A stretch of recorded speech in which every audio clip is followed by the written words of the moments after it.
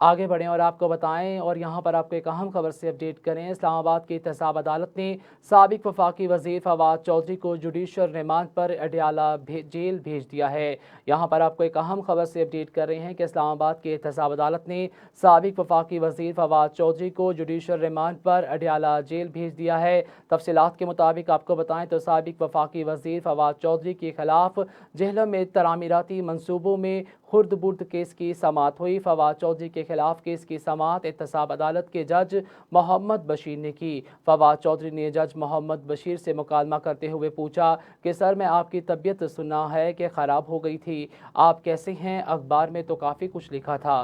जज मोहम्मद बशीर ने कहा, मैं ठीक हूँ, बस ऐसे ही खबर बना देते हैं अखबार वाले।